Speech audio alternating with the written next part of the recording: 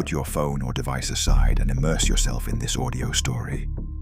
Perfect for listening on the move, while relaxing, or for bedtime listening. We release new stories daily, so make sure to like and subscribe to not miss out. This story is based on true events. The silence before the storm. In the spring of 2025, while markets celebrated record highs and CEOs toasted another year of inflated valuations, something deadly was moving beneath the surface. A shadow had been growing in the credit markets, silent, patient, and absolutely merciless.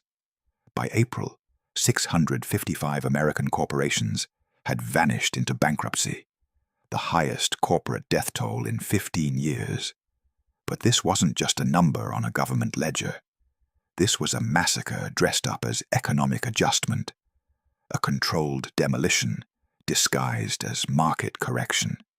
And the truly terrifying part, most Americans had no idea they were watching the debt bomb. Their own financial system had been building, finally detonate. This is a dark business story about the 2025 bankruptcy tsunami, a real-life business thriller where cheap money created monsters and expensive money killed them. Welcome to the dark side of business. The bankruptcies didn't arrive with dramatic announcements or desperate press conferences. They came in the pre-dawn hours, filed quietly in Delaware courtrooms, buried in regulatory disclosures that few would ever read. Trucking companies that had hauled goods across America for decades simply stopped moving. Retail chains that had anchored suburban malls quietly turned off their lights. Manufacturing facilities that employed thousands fell silent, their machinery stilled mid-production. Healthcare providers serving vulnerable communities closed their doors to patients who had nowhere else to go. By the time most people noticed, the damage was already done. This wave of corporate failures represented more than just business casualties. It was systematic failure on a scale not seen since the Great Recession. The business documentary being written in real time told a story of corporate greed meeting financial physics, and physics was winning. But to understand how 655 corporations could fail in just a few months, you have to understand the trap that had been set over the previous 15 years. A trap built not by accident, but by design. A trap that turned survival itself into a luxury only the strongest could afford. It started with a drug. Not cocaine or heroin, but something far more addictive and infinitely more dangerous. Free money. After the 2008 financial crisis, the Federal Reserve had unleashed a policy experiment unlike anything in American economic history. Interest rates dropped to near zero and stayed there for over a decade. Money became so cheap, it was practically being given away. And American corporations, from giants to startups, gorged themselves on debt like addicts who couldn't believe their dealer was offering unlimited supply at bargain prices. The corporate scandal unfolding in 2025 wasn't that companies borrowed money. It was what they did with it. Instead of investing in innovation, productivity, or sustainable growth, they played a different game entirely. They borrowed billions to buy back their own stock, artificially inflating share prices and enriching executives whose compensation packages were tied to those very metrics. They borrowed to fund dividend payments they couldn't afford from actual profits. They borrowed to acquire competitors at inflated valuations, building empires on foundations of debt rather than revenue. Private equity firms, those shadowy players who operate behind the curtain of American capitalism, turned this cheap debt into a predatory art form. They would acquire stable, profitable companies using massive amounts of borrowed money, pile that debt onto the company's own balance sheet, extract enormous fees for themselves, and then wait for the market to turn, wait for interest rates to rise, wait for the trap they'd set to spring shut on everyone but themselves. By 2022, American corporations were carrying over $10 trillion in debt. $10 trillion. much of it borrowed when money cost almost nothing, structured with terms that assumed interest rates would stay low forever. It was the largest accumulation of corporate debt in human history, a financial mystery hiding in plain sight. How could so many sophisticated companies make the same catastrophic assumption? The answer was simple and dark. They didn't care. The executives enriching themselves with stock buybacks and bonuses would be long gone by the time the bill came due. The private equity partners collecting their fees were protected by limited liability structures. The investment banks arranging these debt packages collected their commissions up front. Everyone who mattered was getting paid. The future could worry about itself. And then the future arrived. March 2022 marked the beginning of the end, though few recognized it at the time.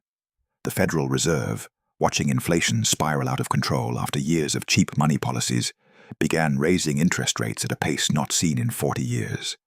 Over the next 18 months, rates climbed from near zero to over 5%, the fastest tightening cycle in modern history. For ordinary Americans, this meant higher mortgage payments and credit card bills. But for the corporate debt machine, it was a death sentence being carried out in slow motion. Companies that had borrowed hundreds of millions at 2% interest suddenly faced refinancing that debt at 8% or higher. Overnight, their interest expenses quadrupled. Debt that had been manageable became crushing. Loans that had been tools for growth became anchors, dragging companies into the depths. The first cracks appeared in commercial real estate, where office buildings emptied by remote work could no longer support the massive mortgages taken out during the boom years. Then retail, where companies laden with private equity debt found themselves unable to compete with leaner rivals. Healthcare providers, transportation companies, manufacturers, industry after industry discovered they had been living on borrowed time, purchased with borrowed money. By late 2024, bankruptcy filings were accelerating month over month. The wealth and power that had seemed so permanent began evaporating like morning fog under harsh sunlight. And then came 2025. But here's where the story takes its darkest turn, a revelation that transforms this from an economic downturn into something far more sinister. The bankruptcies weren't just happening. They were being orchestrated. While 655 companies collapsed in the first months of 2025, a shadow network of distressed debt investors, vulture funds, and bankruptcy specialists were making fortunes from the carnage. These weren't passive observers watching companies fail. They were active participants engineering the collapse, buying up debt at pennies on the dollar, forcing companies into bankruptcy court, and then stripping them for parts. The business crime unfolding wasn't technically illegal. That was the genius and the horror of it. These investors would identify overleveraged companies, buy their distressed bonds cheaply, and then refuse any restructuring that didn't give them control. They would force bankruptcy, wipe out existing shareholders and executives, take ownership of the assets, and either sell them piecemeal or restructure the company under their own terms. One distressed debt fund manager, speaking anonymously to financial journalists, admitted the quiet part out loud. "We don't save companies, we harvest them." This was money and greed operating at its purest level, exploiting a system designed to give failing companies a second chance and turning it into a profit engine that rewarded failure and punished everyone except the vultures. Behind every bankruptcy filing was a human story that would never make it into the financial mystery narratives told on Wall Street. When Yellow Corporation, one of America's largest trucking companies, filed for bankruptcy in August 2023, it wasn't just a business failure. It was the destruction of 30,000 jobs overnight. Drivers who had spent decades behind the wheel found themselves unemployed, their pensions at risk, their skills suddenly devalued in a market flooded with other displaced workers. The company had been loaded with debt from a private equity acquisition years earlier. Debt that became impossible to service once interest rates rose. Bed Bath & Beyond, once a retail staple with 60,000 employees, collapsed under the weight of debt taken onto fund stock buybacks and dividends during the boom years. When the company filed for bankruptcy in April 2023, those employees, many of whom had worked there for decades, lost not just their jobs, but the retirement savings they'd invested in company stock, convinced by management that their employer was financially sound. Party City, Rite Aid, Tuesday Morning, Christmas tree shops. The list of retail bankruptcies read like an obituary for American shopping culture. But each name represented thousands of workers, communities losing anchor businesses, landlords facing vacant properties, suppliers who would never be paid for their last deliveries. Healthcare proved particularly devastating. When Steward Healthcare, operating 31 hospitals across 8 states, filed for bankruptcy in May 2024, it left vulnerable communities without emergency services. The company had been acquired by a private equity firm that sold the hospital real estate to pocket billions, then leased the properties back to the hospitals at rates that guaranteed eventual failure. The private equity partners walked away wealthy. The patients lost their hospitals. The entrepreneurship secrets of the 21st century. Extract value, externalize risk, escape before the collapse. By spring 2025, an estimated 200,000 American workers had lost their jobs to bankruptcy filings, with many more facing reduced hours, pay cuts, or eliminated benefits as their employers desperately tried to avoid becoming the next statistic. But the architects of this disaster, the executives who had gorged on debt-funded compensation packages, the private equity partners who had extracted billions in fees, the investment bankers who had arranged the fatal loans, they remained largely untouched, protected by corporate structures designed to shield wealth from consequence. Perhaps the most unsettling aspect of the 2025 bankruptcy tsunami was what it revealed about the companies that hadn't yet collapsed. Financial analysts had a term for them: zombie companies, corporations that generated just enough revenue to service their debt payments, but not enough to actually grow, invest, or build anything meaningful. They existed in a state of living death, shuffling forward quarter after quarter, surviving but not truly alive. By 2024, analysts estimated that nearly 20% of publicly traded American companies qualified as zombies, businesses whose interest payments exceeded their operating profits, kept animate only by the willingness of lenders to keep extending credit. These weren't struggling startups or speculative ventures. These were established corporations with recognizable names, employing hundreds of thousands of people, all operating on the edge of insolvency. The stock market secrets Wall Street preferred not to discuss. A significant portion of publicly traded companies were essentially insolvent, propped up by accounting tricks, covenant-light loans, and the collective delusion that interest rates would somehow return to zero. Each bankruptcy in 2025 didn't just represent one company failing. It represented the weakest link in a chain breaking, sending shockwaves through a system where too many companies were one missed payment away from following. The 655 companies that had already fallen were just the beginning. Thousands more were circling the drain, their fate sealed by debt loads that made survival mathematically impossible at current interest rates.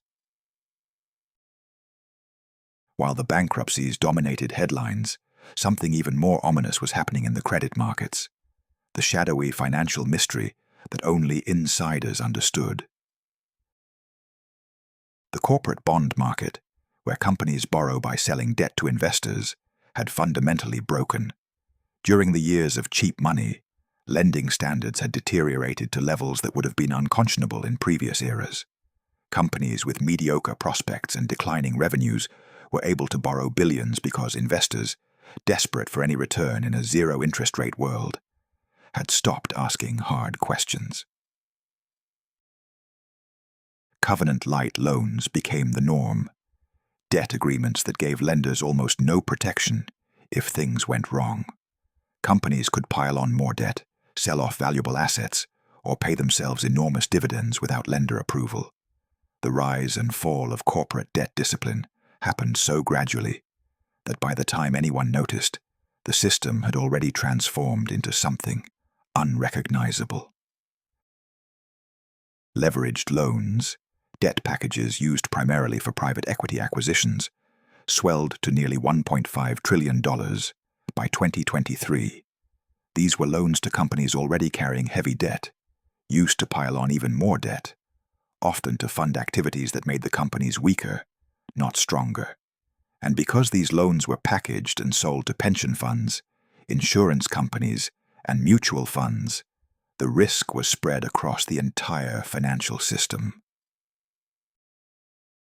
When companies started defaulting in 2024 and 2025, the recovery rates, how much lenders got back from bankruptcy proceedings, were shockingly low. Instead of recovering 60 to 70 cents on the dollar as historical averages suggested, lenders were lucky to get 30 to 40 cents. The companies had been so thoroughly hollowed out, so heavily laden with competing claims, that there simply wasn't enough left to go around. But the most chilling revelation came from an analysis of bankruptcy filings that financial journalists uncovered in early 2025. It exposed something that transformed this entire story, from economic crisis into systematic betrayal. In dozens of corporate bankruptcies, forensic analysis revealed that executives and board members had known for years that their business models were unsustainable at normal interest rates. Internal documents showed financial modeling that explicitly assumed rates would stay near zero indefinitely, not because they believed it, but because any other assumption would have revealed their companies were already doomed. They had built their empires on a foundation they knew was temporary, extracted enormous personal wealth through stock sales and compensation packages, and then walked away before the inevitable collapse. This wasn't mismanagement or bad luck. This was premeditated wealth extraction, disguised as legitimate business strategy. One particularly damning case involved a retail chain where the CEO had sold $45 million in personal stock holdings over 2 years, while simultaneously reassuring investors and employees that the company's debt load was manageable and sustainable. 18 months after his final stock sale, the company filed for bankruptcy. He faced no criminal charges. The legal system saw nothing wrong with an executive getting rich by selling shares in a company he knew was circling the drain. This was the real business scandal documentary being written in 2025. The complete separation between executive outcomes and company outcomes, between personal wealth and corporate health, between those who profit and those who pay. As the bankruptcy tsunami swelled through 2025, politicians and regulators sprang into action with the performative urgency they always displayed after disasters they had helped create. Congressional hearings were convened, featuring executives from failed companies testifying about unprecedented market conditions and unforeseen challenges. Senators expressed shock and outrage that companies had taken on unsustainable debt loads, conveniently forgetting that those same senators had spent years demanding the Federal Reserve keep interest rates low to juice economic growth before elections. Regulatory agencies promised investigations into lending practices, debt structuring, and executive compensation. None of these investigations would lead to meaningful change. The business crime being committed, enriching executives while destroying companies, was perfectly legal, protected by corporate structures that had been carefully designed over decades, specifically to enable this kind of wealth extraction without personal liability. The Securities and Exchange Commission considered new rules around corporate debt disclosure, which would take years to implement and would only apply to future debt, not the trillions already on corporate balance sheets. The Federal Reserve contemplated new banking regulations, carefully avoiding any rules that might constrain the very same lending practices that had created the crisis. Meanwhile, bankruptcy courts processed the filings with mechanical efficiency, following a well-worn script that prioritized creditor recovery over worker protection, that valued secured debt over human dignity, that treated 200,000 lost jobs as acceptable externalities in the larger project of maintaining financial system stability. The psychological insights were devastating. The system wasn't broken. It was working exactly as designed. Profits were privatized during the good years. Losses were socialized during the bad. Those who benefited from the bubble were protected from its bursting. Those who created the crisis would never pay its cost. Not every company collapsed under the weight of high interest rates. Some thrived, revealing in their survival what made them different, and exposing how many of their competitors had been fraudulent all along. Companies that had resisted the siren call of cheap debt, that had built their growth on actual profits rather than borrowed billions, that had maintained conservative balance sheets even when Wall Street punished them for it.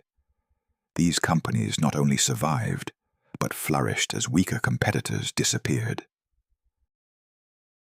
But their survival carried a dark lesson about billionaire secrets and corporate power.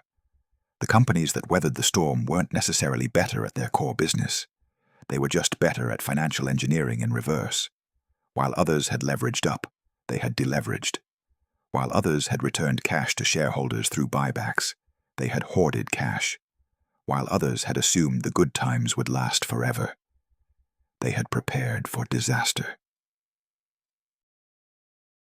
This created a perverse market dynamic. The largest, most established companies with access to the cheapest debt were often the most vulnerable because they had become addicted to financial engineering. Smaller companies with less access to credit markets had been forced to operate more conservatively, and that conservatism became their salvation. Private equity firms that had made fortunes loading companies with debt during the boom years suddenly found themselves struggling. Their portfolio companies, burdened with the very debt their acquirers had imposed, were collapsing at alarming rates.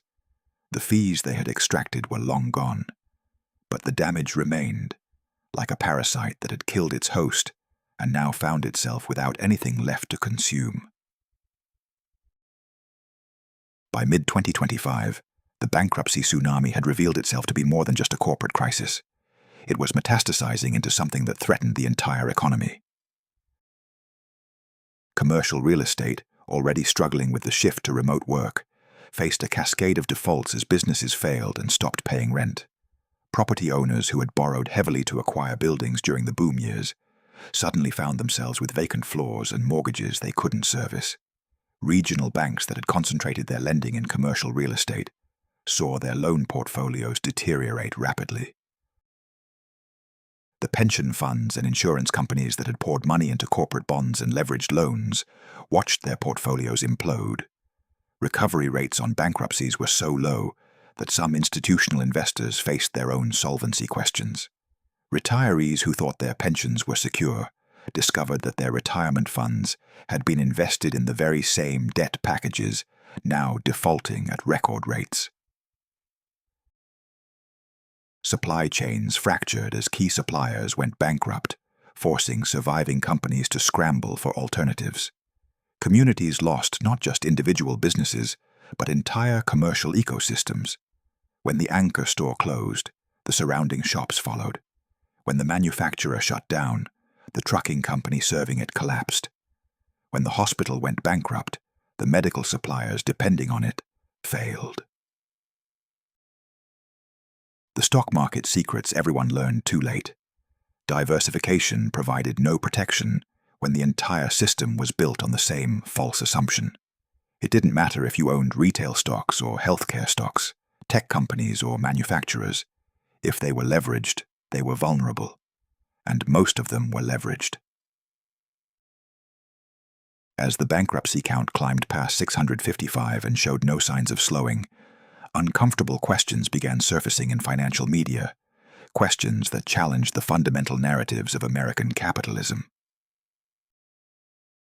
If interest rates at 5%, a historically normal level, could destroy hundreds of major corporations, what did that say about the health of American business? Had the economy become so dependent on artificial stimulus that it could no longer function under normal conditions? Were these even real companies, or just financial constructs that existed solely to extract value during a period of monetary abnormality? How many other companies were quietly insolvent, kept alive only by accounting tricks and the willingness of desperate lenders to extend and pretend? Was the American corporate landscape filled with fundamentally healthy businesses, or was it a forest of dead trees still standing, waiting for the next strong wind to knock them down? Why did executives who enriched themselves while running companies into the ground face no consequences?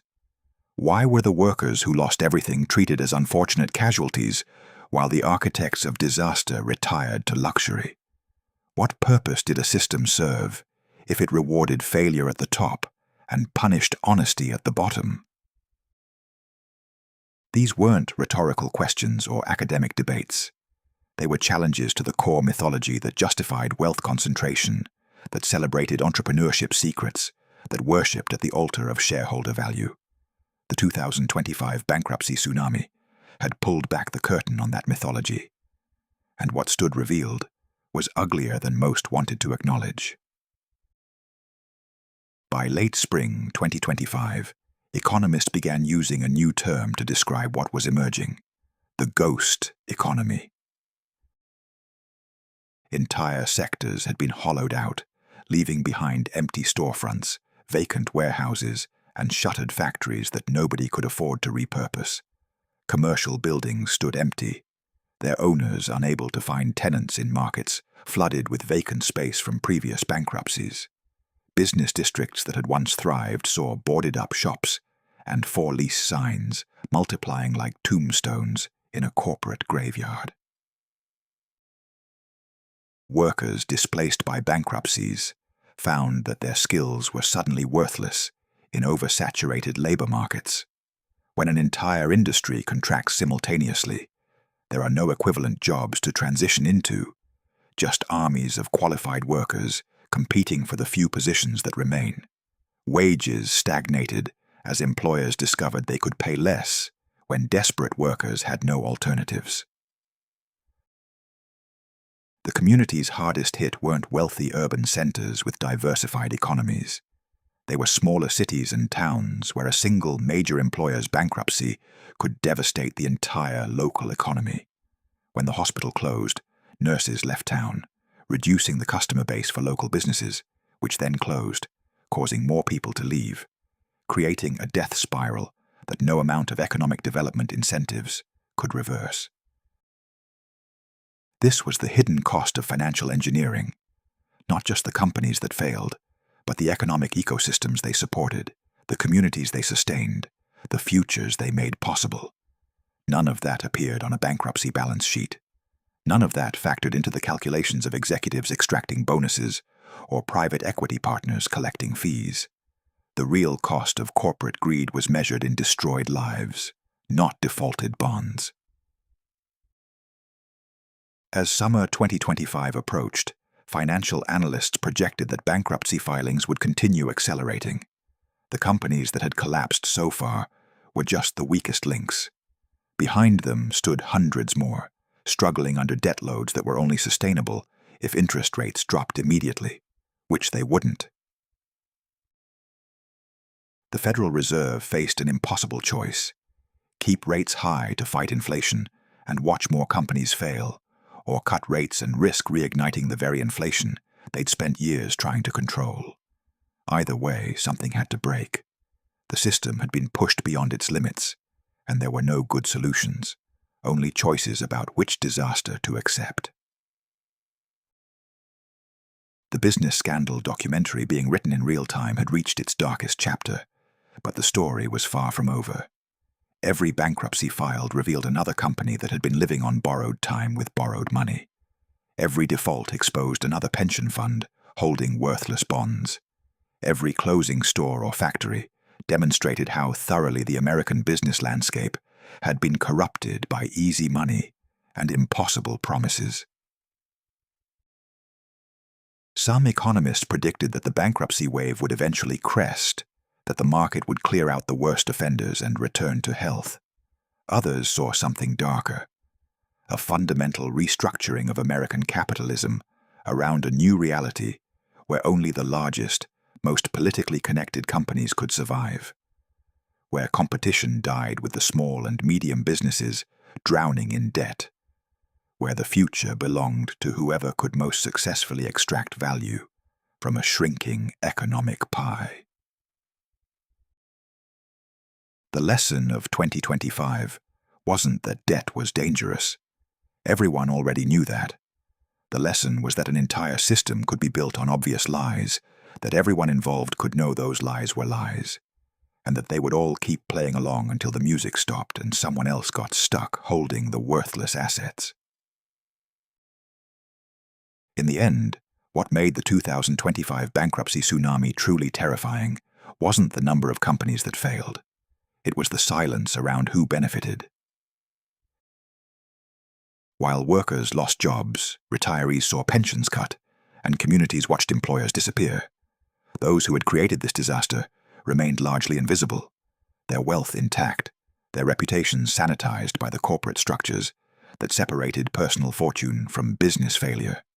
The executives who sold stock before the collapse, the private equity partners who extracted fees before bankruptcy, the board members who approved fatal strategies while collecting director payments. They vanished into comfortable retirements, their names scrubbed from the corporate tragedies they authored. The real dark side of business wasn't that companies failed.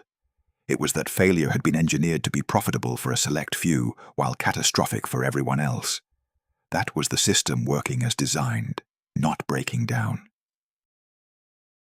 655 American corporations declared bankruptcy in the first months of 2025, the highest corporate death toll in 15 years. Behind each number was a story of workers losing jobs, communities losing employers, retirees losing security.